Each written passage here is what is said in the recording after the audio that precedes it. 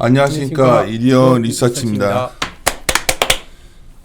내년을 바라보는 그 전략, 그래서 그 세 명이서 나눠서 파트 1 하나씩 썼는데, 네. 오늘 전략 총괄하고 있는 신중호 팀장이랑 같이 일단 우리가 이베스트 바라보는 내년 시장, 한마디로 말하면 신중호 팀장이 이런 문장을 썼더라고요. 네.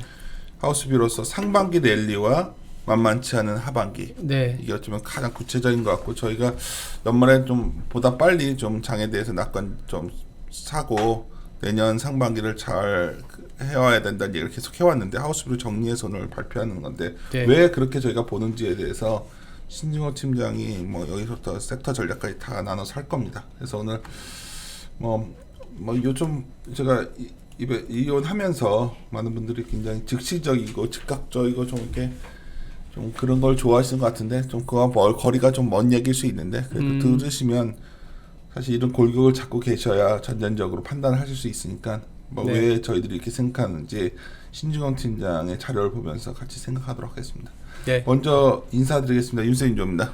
네, 투자 전략팀장 신중호입니다. 그래요. 팀장 시작하죠. 네.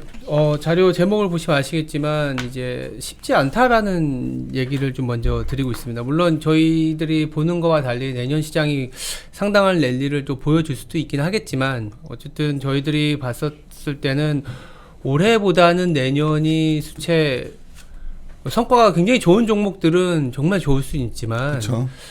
뭐 시쳇말로 옥석 가리기 차별화 이런 얘기들 많이 하잖아요. 그래서 그런 장이지 않겠냐라는 뭐 또 어떻게 보면 또 원론적인 얘기긴 하겠는데, 내년에 그렇다고 해서 뭐 대세 하락장이나 이런 식으로 접근하기보다는 어쩌면 뭐 또 다른 상승 추세에 넘어가기 위한 진통의 과정이지 않을까라는 정도, 좋게 그쵸. 보면. 네. 내년 상단을 저희가 한 2,700 정도 상단 보는 거잖아요. 아주 열면 2,700까지인데 그래서 그렇죠.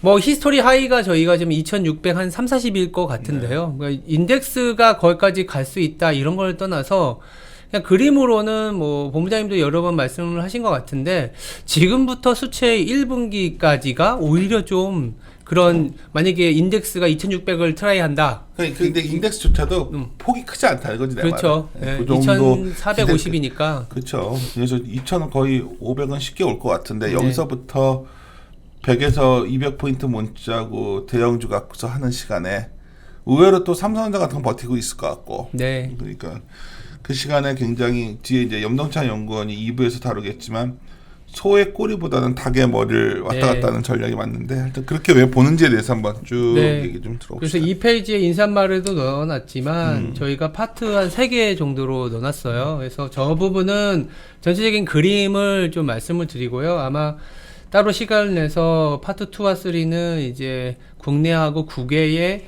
어떠한 종목에 대한 아이디어를 좀 말씀을 드리도록 하겠습니다. 그래서 그림을 좀 보면서 얘기를 드릴게요. 7페이지에 넘어가시면은 그림 2번이 단순하지만 많은 거를 좀 시사하고 있는 것 같아요. 그림 2번을 보시면 될 것 같고요.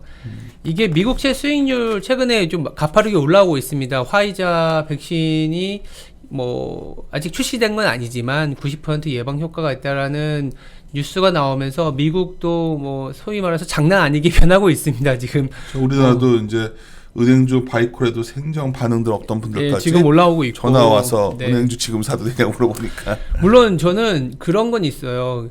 백신은 나와줘야 되는 건 맞는데요. 이게 투자하고 일상생활은 좀 또 다르지 않겠냐라는 생각에서 말씀을 드리는 부분입니다. 어떤 거냐면은 이게 어쩌면 지난 3월부터 지금까지 끌고 왔었던 시장의 성격이라는 게 변해가는 거거든요. 백신이 나온다라는 거는. 그렇다면은 그 변해가는 거는 그 자체로 또 불확실성이라고 저는 말씀을 드리고 싶은 부분입니다. 어떤 거냐? 내년의 중반이 돼서 내지는 백신이 나오고 나서 정상화로 가는 과정에서 마냥 좋은 것만 있을 수 있겠느냐, 투자 측면에서는. 이를테면 이런 거죠. 그림 2번에 보시면 제가 글로도 써놨는데, 미국채 10년물이 올라가게 되면 자연스럽게 인플레이션 기대나 경기 정상화를 얘기하면서 은행주를 소위 말해서 바이콜을 해요. 드디어 이제 그동안 못 올랐었던 은행부터 시작해서 뭐 코로나 피해주들이 올라갈 수 있다. 그러면서 최근에 나스닥은 빠지고 미국도 다우 중심으로 올라가는 모습은 나오는데, 그렇다면 한번 이제 생각을 해보면 최악의 국면을 벗어난 바닥콜은 맞지만 지금 올려놓은 가격을 과연 이익을 언제 꽃같이 땡겨와야 되느냐는 문제는 있거든요. 거꾸로 지금부터 미국 국채 수익률이 1% 언더까지 가파르게 올라왔는데 이 국채 수익률이 또 1% 넘어서 가는 상황을 하다못해 은행주나 코로나 피해주가 그러니까 충분히 흡수할 만큼의 성장이 지금 나오고 있느냐? 이건 저는 아니라고 보는 거죠. 그러니까 심플하게 이거죠. 기대는 알겠는데 그만큼 각 코로나, 그러니까 우리가 이제 IF 이후와 달랐고 금융위기 이전과 이후가 달랐고 코로나 이전과 이후는 분명히 다를 텐데 코로나가 물론 우리가 백신이 개발되고 해도 네. 다른 말로 기업의 이익이 그만큼 못 올 거라는 거지. 그렇죠. 주가는 그게 이익이 막 반영을 가장 할 텐데 중요한 포인트인데. 뭐 누구나 알고 있는 것처럼 백신이 나왔다고 해서 바로 백신 접종이 즉각적으로 전 세계 인구가 다 하는 건 아니지 않습니까? 그런 시차도 있기 때문에 그러니까 이제 가격이 빨라진 만큼 또 챙겨야 될 게 너무 많아지는 것들도 저는 좀 불안해 보인다라는 거고요. 수채 왜 그러면 지금부터 내년 1분기까지를 좋게 보느냐? 이런 부분인 것 같아요. 그러니까 정상적인 거는 불확실한 레벨이기 때문에 예측 가능성이 떨어져요. 그러니까 국채 수익률이 올라갔을 때 실제 백신이 출시되고 접종 완료 시기까지는 얼마나 걸릴지, 그리고 재정 지출 효과로 국채 수익률이 올라갔지만 성장은 얼마나 레벨이 될지는 사실 정상화의 과정이지만 불확실한 예측 가능성이 떨어지는 부분인데 비정상 국면에 대한 예측 가능성은 좀 높다. 어떤 얘기냐? 아직 국채 수익률이 올라가면 안 되는 경기 상황이기 때문에 연준이 잡아줄 것이다. 그러니까 그런 거죠. 어제 미국채 10년이 거의 0.9 그렇죠. 1% 언더까지 갔죠. 7 정도 왔더라고. 그러니까 올해 코로나 이후의 레벨 중에 7월 달에 그 정도까지 갔었는데 그 정도까지 올라간 그럼 거예요. 아마 이렇겠죠. 12월에 이제 연준에서 YCT라도 해가지고 잡아줄 거다. 뭐 이걸 할 텐데. 그게 예측 가능한 거죠. 그치. 그 예측 가능성에 다시 한번 시장이 연말과 연초를 좀 더 가지 않겠냐라는 그게 이제 거죠. 시장에서는 기대값을 올리는 거. 우리는 그걸 네. 보면 장이 좋아 보이는 거고. 그렇죠. 오히려 뭐 그런 조치조차도 취하기가 힘들어진 상황이 오면, 예를 들어서 백신 상용화가 일정이 거의 근접해 있고 경기도 그런 대로 올라서고. 회복이 돼버리면 이제 그런 명분이 없어지게 되면. 그렇죠. 왜냐하면 미국도 실업률이 지금 아직은 높지만 7%를 언더하고 내려왔거든요. 물론 6점 뭐 후반대라서 다시 7%를 올라갈 수는 있긴 하겠지만 경기가 개선되고 있는 건 맞는 상황이고 백신이 출시되는 것도 맞아서 경기가 좋아진다라는 그림은 굉장히 좋은 건 맞아요. 근데 이게 올라가는 어떤 할인율을 흡수할 만큼의 개선의 가능성이 되는지는 또 다른 거거든요. 그렇죠. 오히려 낮아져 있는 내지는 아직은 낮게 유지해야 되는 이 상황이 저희는 좋아 보인다라는 부분. 아직은 낮은 금리를 유지해야 될 때 네. 주가는 더 올라갈 것이고 내년 상반기 언제까지인지 모르겠지만 네. 오히려 이제 뭐 그랬지 않아도 돼라는 느낌인데 사람들이 잘못 알고 있는 게 이런 생각을 하더라고. 신진이야기 다니다 보니까 네. 연준의 점도표를 보면 앞으로 어떻게 내가 갖고 점도표 얼마나 자주 바뀌는지 그 자주 바뀌어요. 그러니까 변화가 내가 있어서. 그러니까 요즘 이게 너무 잘못된 상식들이 많더라고. 그러니까 뭐냐면은 정책을 하다못해 연준 입장에서도 커뮤니케이션 전략을 쓰기 때문에 이 시장 참여자들이 금리를 올리지 않는다는 생각을 갖고 마음 놓고 어떤 대출과 이런 걸 일으키려면 2021년에 금리를 올린다 하더라도 우리 2023년까지는 안 올릴 거예요. 이런 얘기를 해줘야 되거든요. 그 얘기인데 네. 제가 저번에 놀란 게 이제 막 하여튼 네. 뭐 그러니까 그 점도표를 보면 금리를 못 올리는데 뭐 제도권에서는 헛소리한다 이런 식인데 사실은 내년에 굉장히 화두가 될 거예요. 하반기에 이제 드디어 금리가 움직인다는 건 다른 말로 하면 인플레 기대가 생기는 상황이기 때문에 이거는 그렇죠. 이런 말을 하는 거죠. 금리 그래도 매우 낮지 않냐. 근데 사람들이 착각하고 있는 게 시장 금리가 기준 금리를 올린다는 게 아니라 맞아요. 연준이 시장 금리가 움직여 버렸을 때 그 과거의 히스토리들을 보면 네. 발작적인 경우도 매우 많았다. 그래서 맞습니다. 그거를 걱정하는 거죠. 그래서 저는 그냥 정상화의 리스크를 그쵸. 정상화에 갖다 붙인 거는 좀 아이러니하지만 지금 상황은 정상화의 리스크고 비정상의 리턴이다라는 얘기로 말씀을 드리는 거고요. 좋은데요? 네. 그래서 정상화의 리스크, 비정상의 리턴인데 정상화되고 이거를 감내하고 나서는 다시 추세로 갈 수 있는 힘이 있다면 다시 갈 텐데 지금 엇박자 나는 상황에서는 예측 가능성이 높은 비정상일 때 주식하고 예측 가능성이 떨어지는 정상일 때는 조금은 변동성이 발생할 수 있다 이런 얘기를 드리고 있습니다. 어떤 얘기냐면 그러다 보니까 10페이지로 넘어가시면 두 가지 측면에서 얘기를 드리는 게 정상화에 대한 얘기의 리스크가 하나는 할인율이고 또 하나는 달러예요. 이건 너무나 당연한 거죠. 금리하고 통하니까. 근데 10페이지의 그림 7번을 보시면 10월 중순에 연준이 이런 보고서를 냈어요.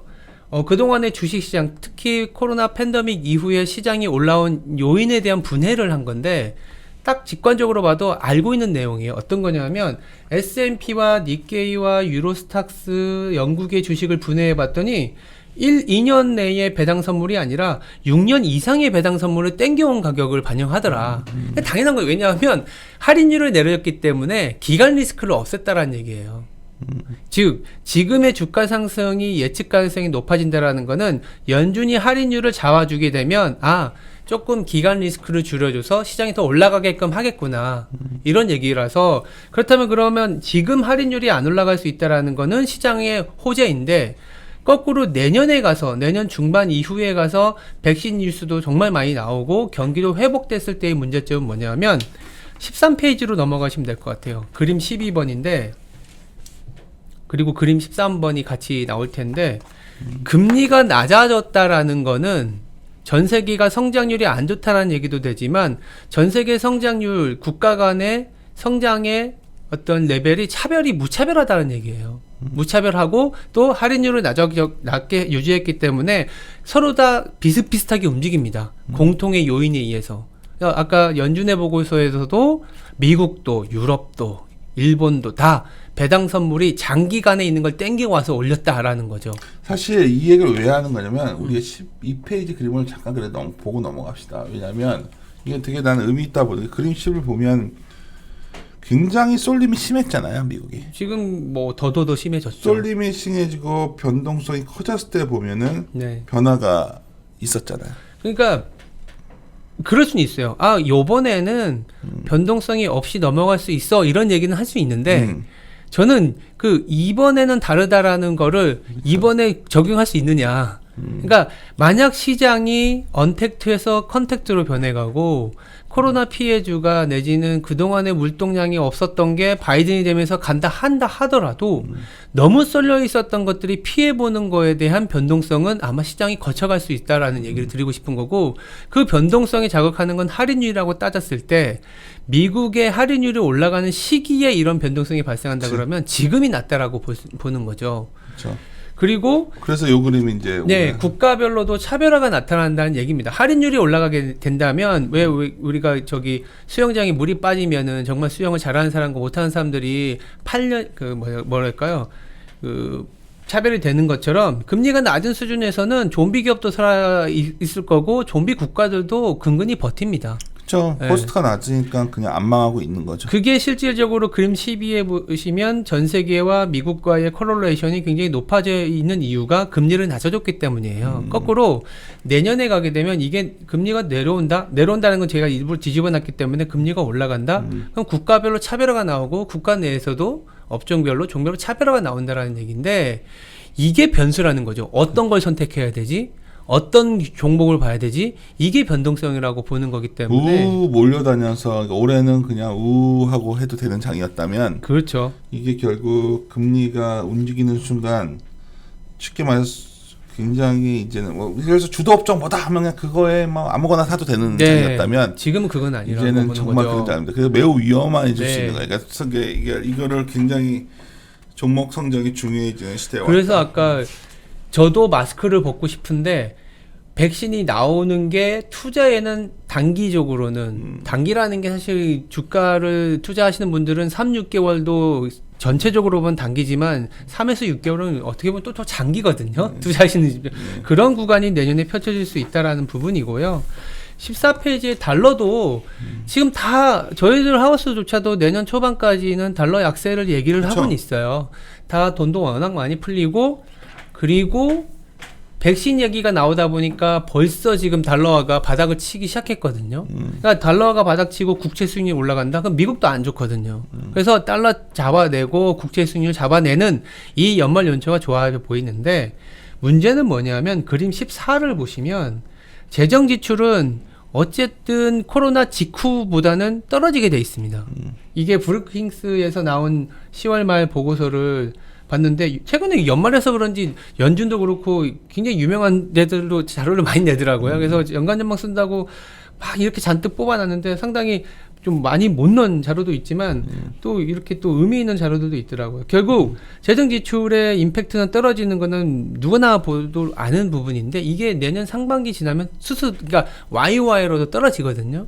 근데 이때 우리의 예상과 달리 달러화는 약해지지 않더라는 거죠. 그리고 거꾸로 15페이지에 보시면 그림 15하고 16인데 우리가 달러만 보지만 달러의 반대편에 있는 유로화도 봐야 되거든요. 유로화가 너무 셌어요.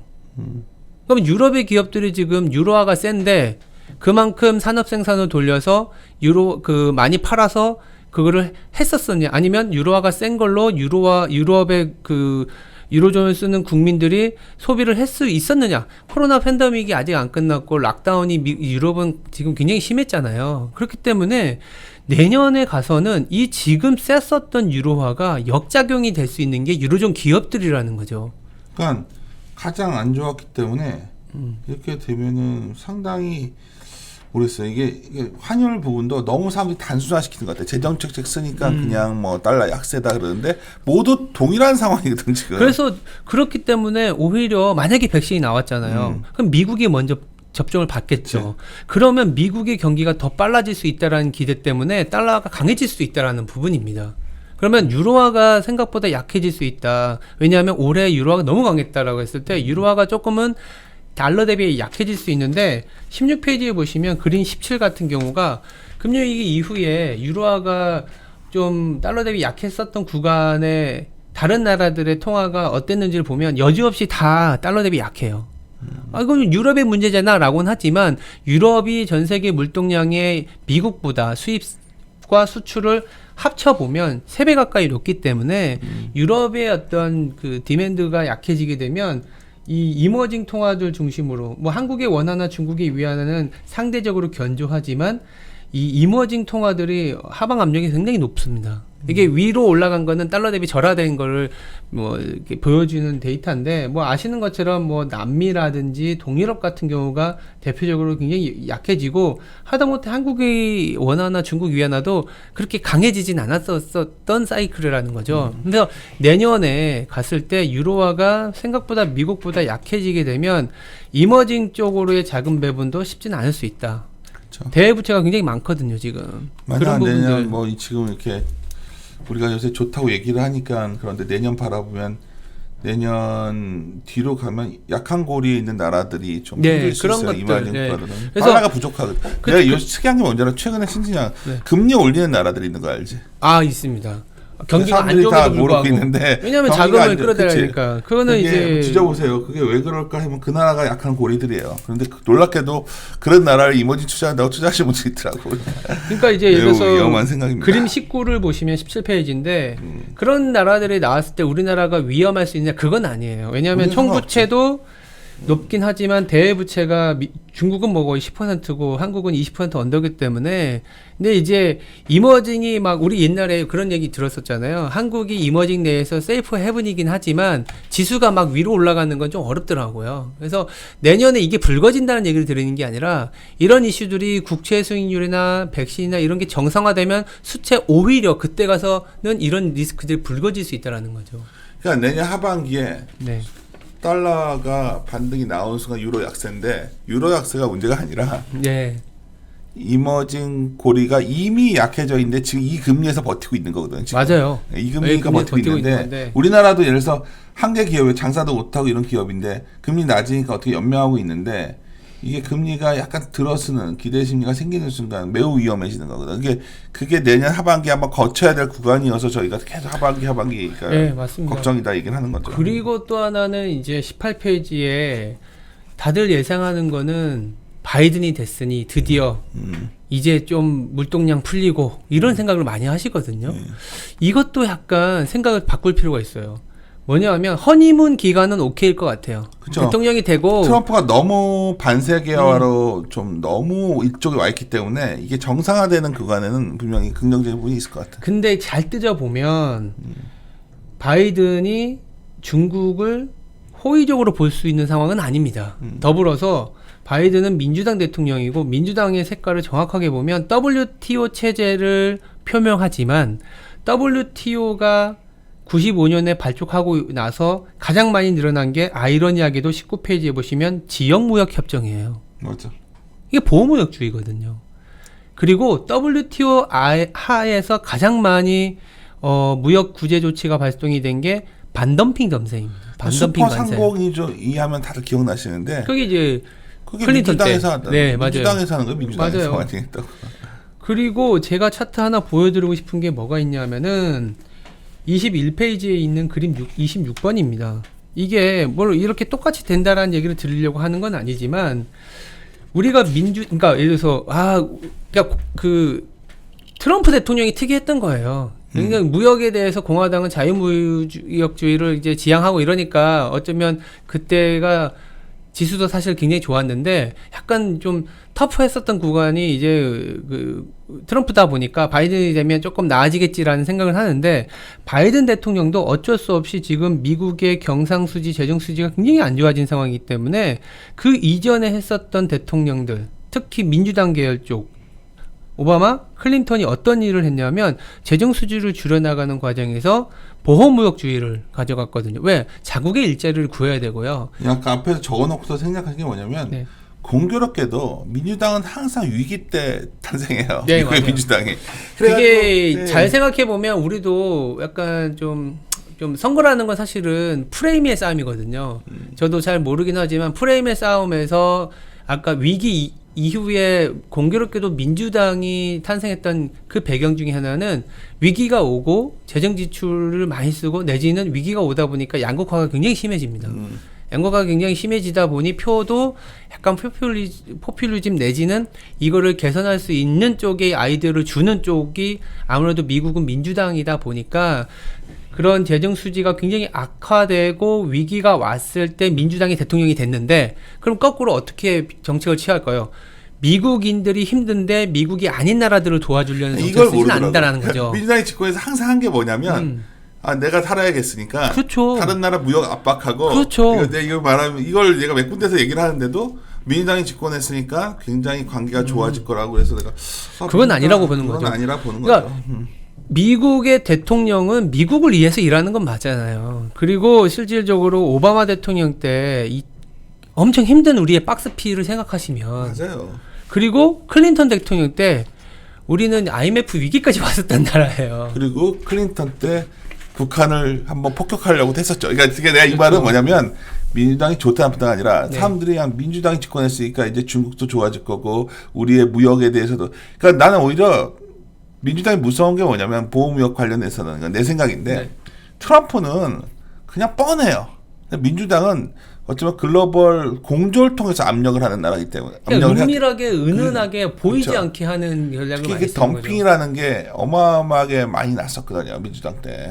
그래서 그걸 얘기를 드리는 거예요. 그리고 23페이지에 그림 27을 보시면은 미국의 무역 수지를 보시면 될 텐데 미국의 무역 수지는 얘기하면 계속 빠지는 건 맞아요. 근데 자, 미국의 무역 수지를 석유 부분과 석유가 아닌 부분을 구분해서 보시면 지금 바이든 대통령이 됐기 때문에 그린 뉴딜, 친환경 에너지 얘기를 많이 하지만 지금 이제 바이든 대통령이 되고 나서의 문제점은 무역 수지를 잘 분해해서 보면 미국의 무역 수지 석유 부분은 플러스거든요. 이거를 과연 놓을 수 있을까? 근데 신중호 팀장은 사실 자료 그렇게 썼는데 네. 어떤 바이든이 환경에 대한 그게 이제 민주당이 지금 기조라면 만약 이거를 제대로 못 걸리게 되면 난 무역수를 건들 것 같다니까. 그렇죠. 그러다 보니까 중국은 더 그 생각을 하는 건드리겠죠. 거지. 그렇죠. 이거 자기가 말해놓은 건 있는데 사실 석유라도 사실 트럼프는 석유의 적자를 확 줄였거든. 근데 이 석유의 적자가 줄어들기 시작한 거는 오바마 때 쉘 때문이에요. 그리고 쉘과 관련된 일자리를 민주당도 왜냐하면 2년 후에 또 중간 선거 해야 되거든요.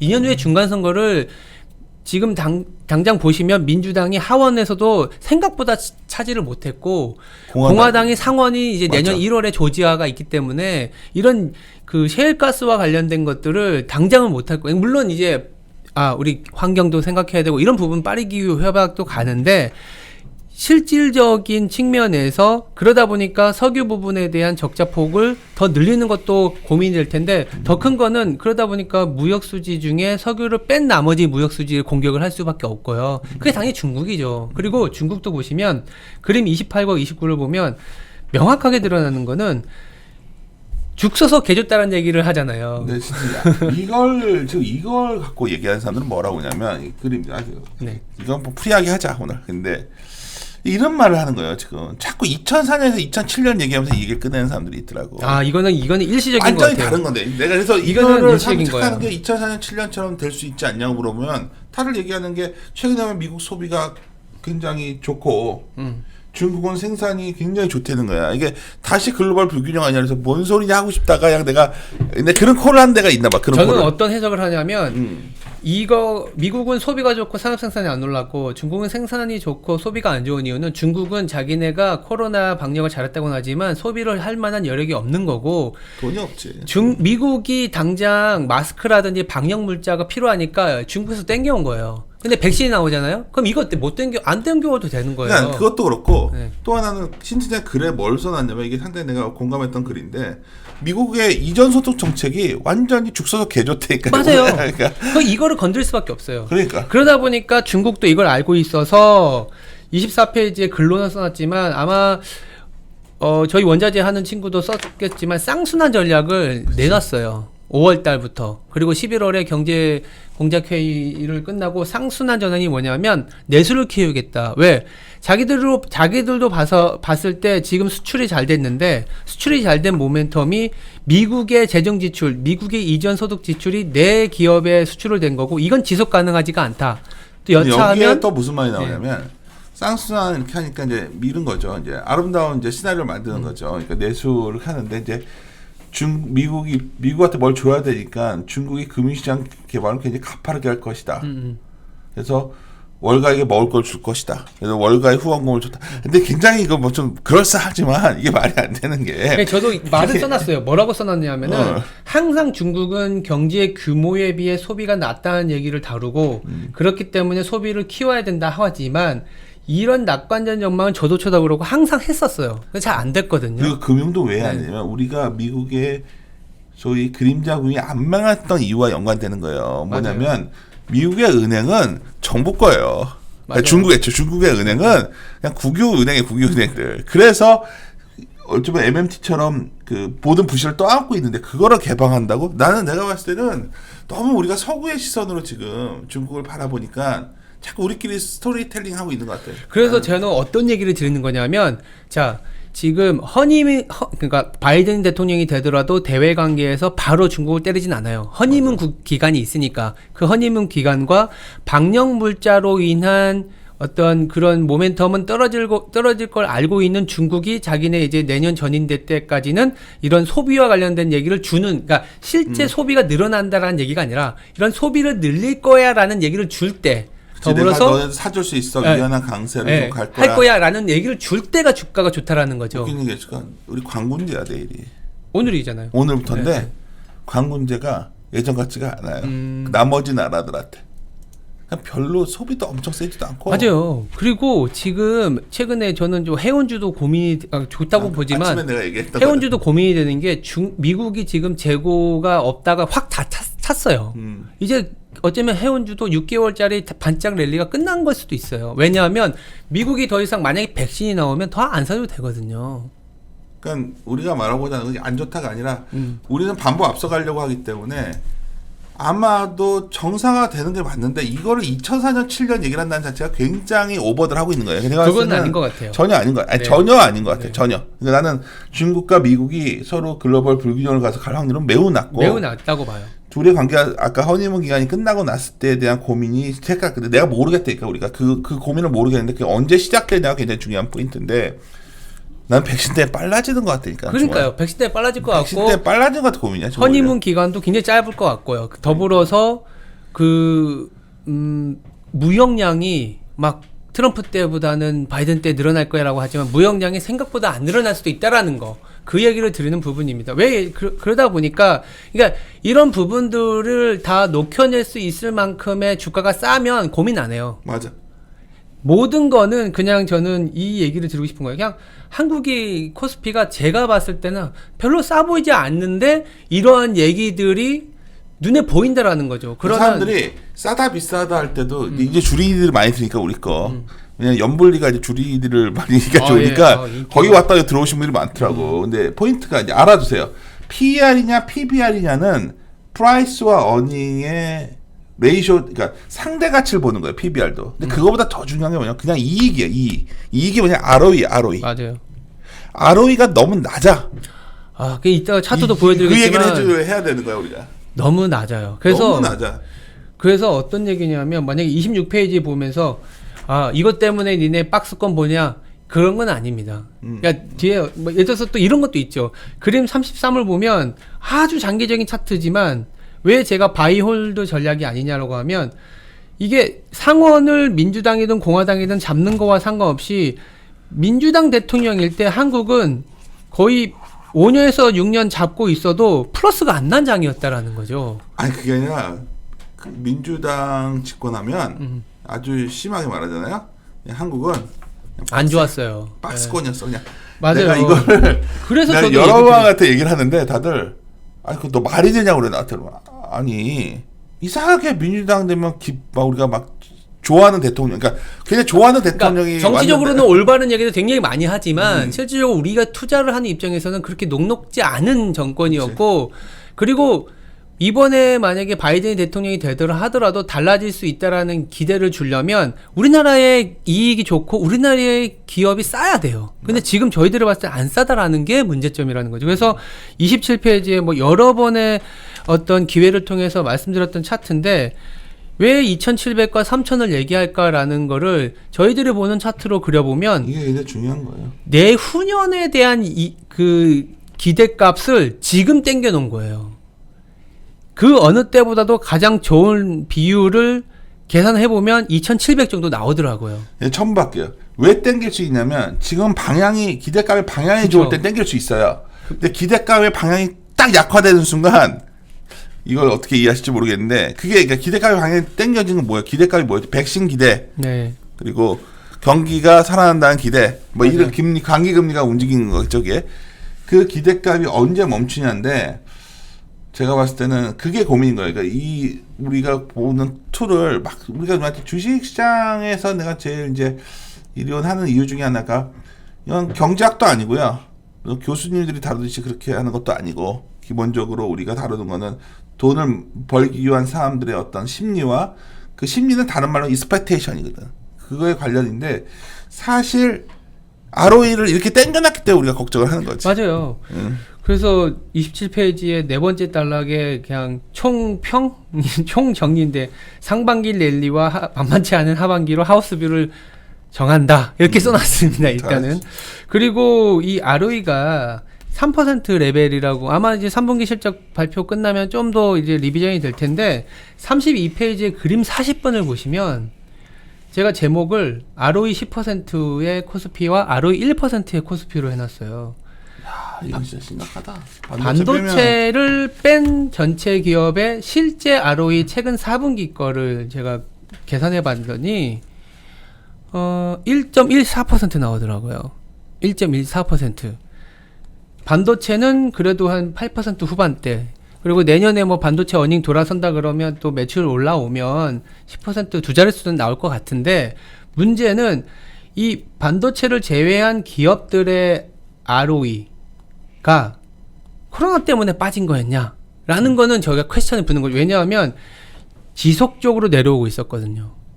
지속적으로 내려왔었는데 이 지속적으로 내려왔던 구간의 ROE를 잘 보면 이게 또 우리나라가 민주당 시절이에요. 그러니까 보호무역주의나 달러가 강해질 때는 투자가 모멘텀이 강하지가 않거든요. 더불어서 중국의 공급 과잉, 최근에 어저께 저희 팀에 있는 중국도 담당하시는 분이 저기 굴삭기 판매량을 돌렸는데 서프라이즈 오브 서프라이즈예요. 엄청 좋아요. 근데 다 로컬 업체들이 좋은 거예요. 맞죠. 그러다 보니까 저는 이게 고민이에요. 1%까지 내려온 ROE가 회복은 되겠죠. 근데 이게 갑자기 예전에 10년 전에 10% 내지는 싱글이라도 좀 후반까지 올라가는 내년에 다 바로 올라갈 것이냐. 백신이 나온다고 하더라도 내후년에 그 정상 생활인데 그게 저는 고민이라는 거죠. 더 중요한 건 우리 경제도 나이가 들고 있고 맞아요. 그때는 굉장히 장년기로 굉장히 액티비티가 높을 때였는데 그때를 자꾸 지금과 연동시키려고 하니 마치 이번에 섹터가 바뀌면 완전 이걸로만 갈 것처럼 얘기하시는 착각하시는 분 절대 아닙니다. 그건 절대란 표현까지 쓰는 건 뭐냐면 이번에 실적 나온 거 잘 봐요. 실적이 왜 잘 나왔냐를 뒤져보면 너무 내가 포뭐 그런 종목도 그렇고 막 다들 내가 다 뒤져보지 나는. 근데 이제 거의 다 결국 코스트 줄인 거야. 그러니까 우리는 우스워 보이지만 출장비 줄고 막 이런 것들도 꽤 큰 거고. 그러니까 네. 예를 든 거예요. 예를 그게 얼마나 되겠냐 하시겠지만 의외로 다 코스트 리덕션에서 이걸 했는데 예. 코스트를 줄인다는 얘기는 다른 말로 하면 매출 증가 요인이 많이 준 거란 말이에요. 지금. 맞아요. 그래서 이게 우리가 근데 놀라웠게 내년에 실제 이익 기대값은 그 컨센서스가 180조? 막 177조라고 지금. 우리가 가장 좋았을 때 그게 182조였단 예, 그걸 말이에요. 땡겼더라고요. 영업이익이 예. 18년에. 예. 근데 이게 지금 117조가 돼 있다면 내년이 어떨까 하냐면 제가 이건 자신 있게 말씀드릴게요. 이거는 주가는 모르겠는데 뭐 주가는 틀릴 수 있지만 177조라는 영업이익이 최소한 20에서 25%가 줄 거예요. 기대값이. 그 기대값이 줄어드는 기간이 언제 본격화 될 거 아니야? 2분기 딱 실적 나오면서부터 본격화가 될 것 같아요. 그래서 저희는 결론을 말씀드리면 뭐 섹터나 이런 부분은 저희 또 연동창 연구원하고 정다운 연구원이 아주 공들여서 이제 고민해서 그때 말씀드리고요. 한마디로 상반기 랠리 하반기 만만치 않다와 인덱스로 내년에는 먹는 장은 사실 쉽진 않을 거다. 그래서 철저히 이제 좀 서바이버가 될 수 있는 기업들로 아니면 가격이 괜찮은 기업들로 접근해야지 그렇지 않고서는 내년에 좀 쉽지 않다. 이렇게 좀 정리를 해드리려고 하고 있습니다. 네. 뭐 근데 뒤에도 보면 이제 네. 반도체 얘기를 하는데 전에 네, 했던 얘기 시간인데 네, 결론을 네. 말씀드리면 한 문장이에요. 저희가 최근에 제가 누구보다 낙관적인 사람인데 자꾸 제가 요새 연말에 주식 좀 바이콜 했더니 부르셔가지고 듣고서 이제 기대했던 답들을 못 받으신 거야. 왜냐면 내년 위에 얼마 보이십니까? 그러면 내가 많이 가면 한 2,700. 뭐지? 나한테 이제 뭐지 이 사람? 이러는 것 같아요. 근데 상반기가 좋다는 건데 1월일지 2월일지 3월일지 맞아요. 4월일지 모르겠는데 백신이 빨라졌기 때문에 더 빨라지겠죠. 더 빨라지는 것 같아요. 그러면 연말에 주식 쉽게 놓으면 안 돼. 내가 봤을 때는 연말에 이제 신청어치 자리 이거 갖고는 좀 부닥치는 부분이 좀 있는데 약간 크게 조정받기가 힘들어. 그래서 왜냐하면 나 같은 생각을 갖고 있는 소위 약간 그래도 시장을 반복 앞서 해왔던 사람들은 야 이거 내년 바라보면 정말 답답하거든. 왜 모르겠으니까. 그러니까 올라간다 내려간다 고민하잖아요. 그러니까 모르겠다. 근데 금리는 움직이겠구나. 그래서 이익을 딱 봤더니 ROE를 봤더니 허걱한 거야 지금. 맞아요. 야 이게 지금 그러니까 사람들이 잠깐 PBR을 보냐 PER을 보냐 다 웃긴 얘기고 내가 봤을 때는 PBR이 그래도 장기적으로 잘 맞는 편이 이유가 ROE 때문이거든. ROE와 PBR이 같이 맞아요. 하니까. 근데 그러다 보니까 어제도 이제 계속 얘기했던 게 뭐냐면 어떤 사람은 1월일 수 있겠다 여기까지 하더라고. 나랑 비슷하게 얘기를 같이 그렇게 저도 좀 짧아질 수도 있다는 근데 생각을 그 정도는 아닌 것 같다 그랬는데 그러니까 이익을 좀 지져보다 보면 이런 거죠. 그러니까 급하게를 은행도 그러니까 내가 너무 웃겼던 게 어제 제일 전화 많이 받은 게 뭐냐면 지금마다 은행도 더 늘릴까봐 은행주 낫지 괜찮은데 여기서 지금 처음 은행주 들어가가지고 뭐가 왜 은행주 사라고 할 때는 또 안 사고 또 이래서 이런 것처럼 반대로 다 대형주로 코스피를 사고 코스피 롱 코스닥 로숏이라는 거야. 오히려 코스피 롱 가던 것 올라올 때 코스피 때리고 코스닥 또 잡아야 되는 거 아니냐는 거지. 저 그래서 다우 아침에 모닝 미팅 때 오히려 다우 때리고 나스닥을 사야 되는 거 아니냐 이런 얘기도 드렸던 부분이고요. 좀 기간을 갖고 사는 거 우리 시장만 놓고 봐도 연말에 코스닥 뭐 IT 같은 것들 뭐 이제 바이든 됐으니까 안 된다는 건 내가 야 정말 사람들 단순하게 생각하는구나 그런 생각이 드는데 제일 많이 얘기하는 게 이거예요. 코스피론 코스닥 숏인데 제가 보기엔 코스피를 좀 사놓으시는 분들 있잖아요. 그러면 좀 즐기고 이번에 제 생각에는 12월에 연준에서 아무래도 한마디 해주지 않을까? 그러니까 저는 이 말을 이렇게 써놨어요. 연말 내년 1, 2분기까지는 각종 기대를 붙여서 장기 성장을 선반영할 수는 있다. 맞아. 무슨 얘기냐? 각종 기대, 뭐 중국의 쌍순환 정책, 바이든의 재정 진출, 연준의 무제한 무입, 매입 이런 것들 각종 기대를 붙여서 장기 성장을 선반영할 수는 있지만 내년 상반기 랠리 이후에는 되려 하반기는 쉽지 않은 시장이 되지 않을까라고 본다. 왜? 그런 기대값에 대한 실제값이 나오다 보면 그런 거를 성장을 선반영시키는 것들이 짧아지기 때문에 저는 이제 그렇게 정리하고 이 있습니다. 모든 고민은 한국이 싸지 않다. 네, 싸지 않다라고 보기 때문에. 이거 오입니다. 오늘 또 바쁘실 텐데 급하게 녹음하자 그랬는데 그럼 네. 하고 추후에 좀 더 업데이트 되면 또 한번 네. 얘기합시다. 예, 일단 파트 1이고요. 마무리 짓도록 하겠습니다. 네. 함께 고민하시죠.